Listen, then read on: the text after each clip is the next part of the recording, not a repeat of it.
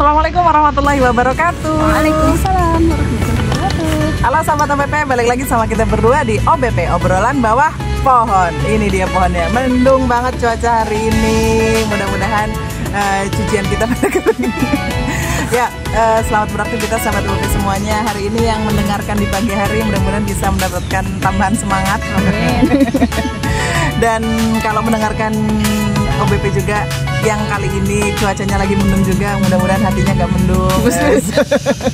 Semendung hatiku. Wah, ternyata ada yang mendung. Apa kabar sahabat? Sehat selalu dan semoga dimudahkan menjalankan sisa berapa hari lagi ini puasa Ramadannya tahun ini, dan mudah-mudahan nanti kita bertemu lagi di Ramadan tahun depan. Amin ya rabbal alamin. Amin ya rabbal alamin. Nah, menjelang Idul Fitri ada satu hal yang harus diperhatikan oleh sahabat OBP semuanya. Kita semuanya ya kaum muslimin.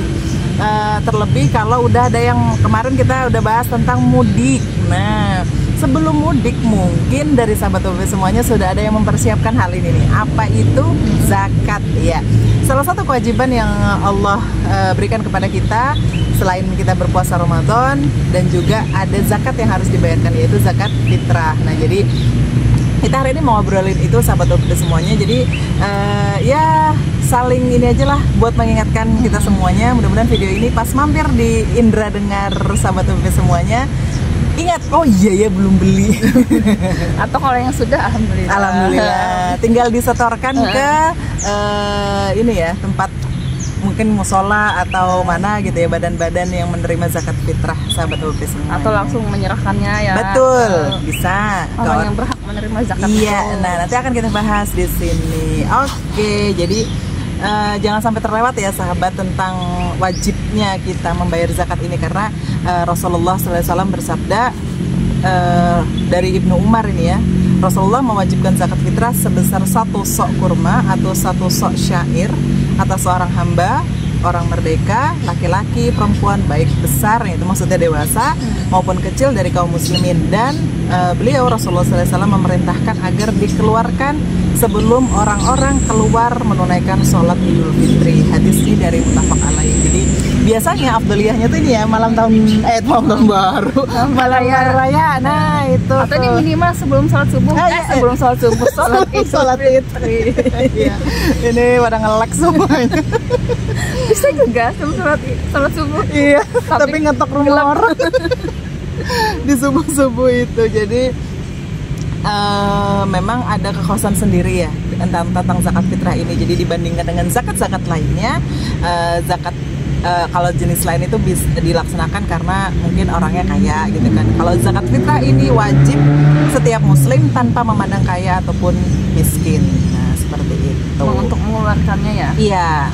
Dari zakat fitrah ini nanti akan mencukupi kaum fakir miskin gitu ya, yang dari meminta-minta pada hari raya Idul Fitri, dan juga ini juga bisa membuat mereka bisa bersenang-senang gitu ya bersamaan dengan orang-orang kaya pada hari itu gitu ya. Jadi dan syariat ini juga bertujuan buat agar kita mendapatkan agar kebahagiaan itu loh bisa dirasakan oleh semua kalangan gitu.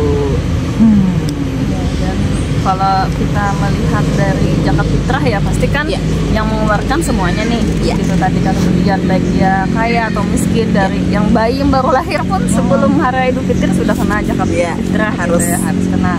Nah, jadi di dalam Quran surah At-Taubah ya ayat 60 itu kan diterangkan gitu tentang golongan atau orang-orang yang berhak menerima zakat fitrah itu. Kan ada 8 golongan ya.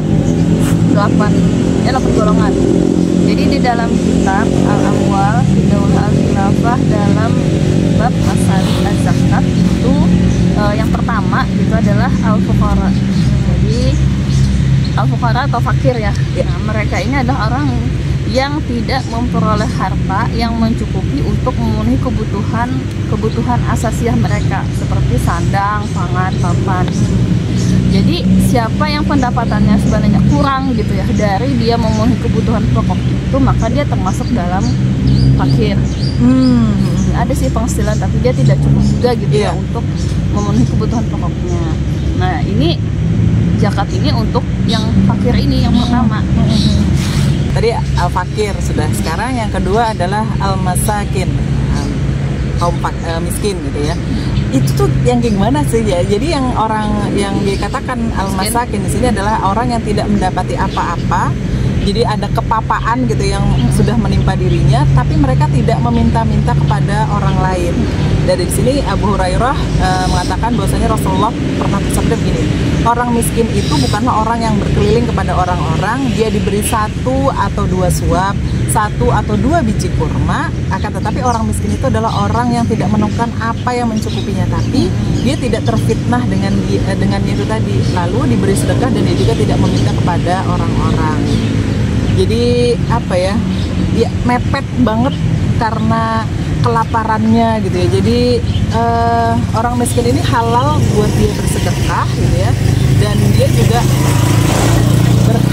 berhak mengambil zakat, dan dia boleh diberi sedekah sampai batas yang menghilangkan kemiskinannya dan menjadikannya tercukupi untuk kebutuhan pokoknya. Ya gitu ya, fakir miskin.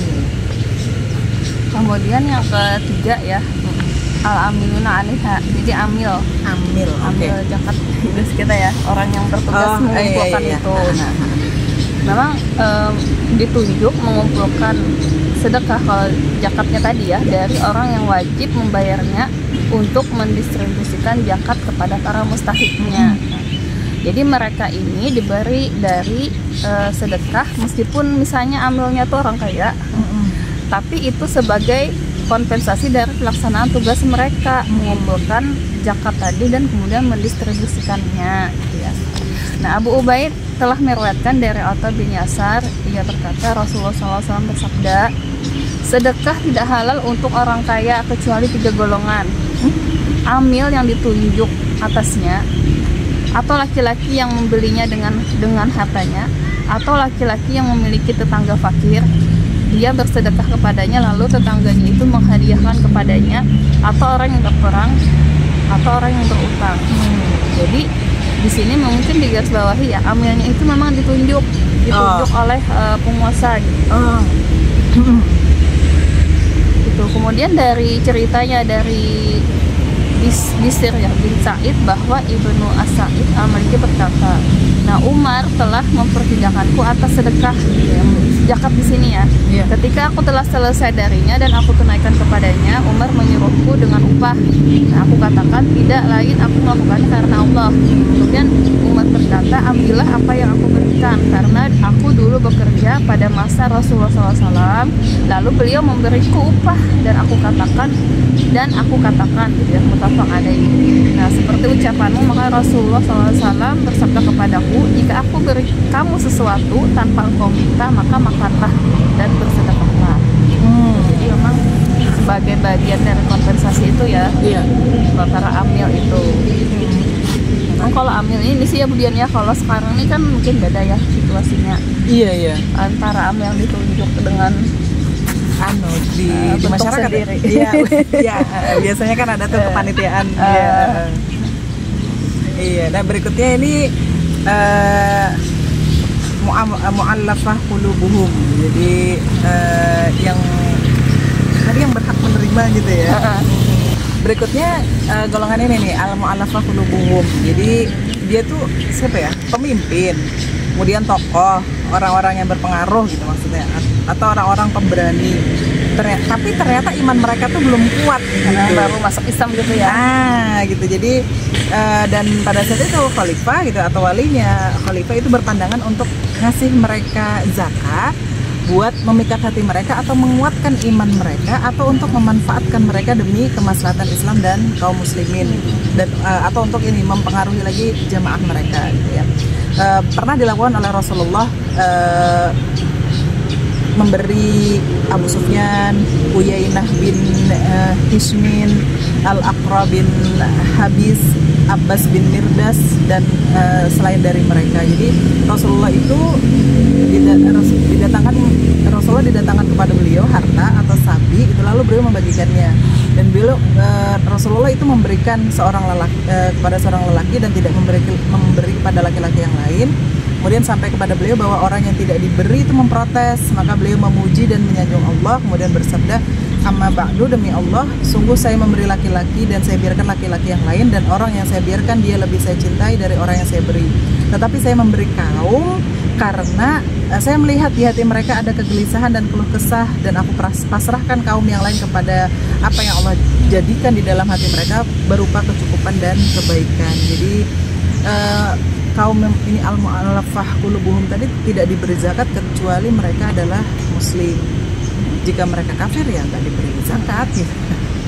Masukkan orang yang baru masuk Islam tadi Ya, mu'alaf. Untuk mengikat hati mereka. Jadi mu'alaf yang bertahun-tahun nggak kan, maksudnya nggak tergolong mu'alaf lagi kan? Nggak tergolong. Walaupun dia tokoh ya.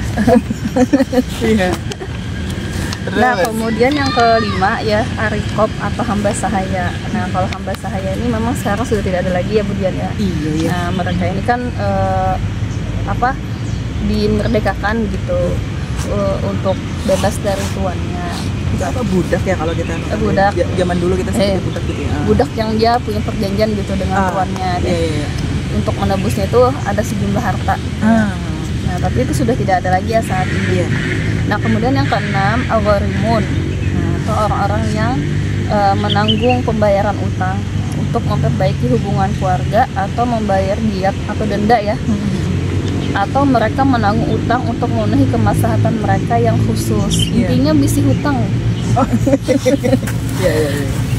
Nah, adapun yang orang yang menanggung utang, tapi di sini kan dilihat ya, adapun orang yang menanggung utang untuk memperbaiki hubungan keluarga atau untuk membayar diat tadiah denda misalnya, maka untuk mereka dibayarkan dari zakat.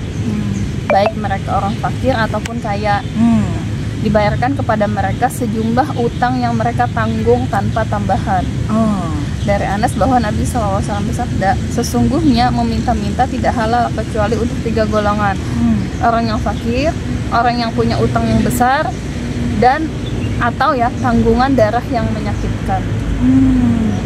Kalau kemudian adapun ya mereka yang menanggung beban untuk memenuhi kebutuhan khusus mereka ya, terkait dengan kepentingan tadi, maka dibayarkan dari zakat untuk memenuhi utang mereka jika mereka itu fakir. Nah, atau mereka sebenarnya bukan fakir tapi tidak mampu membayar utang.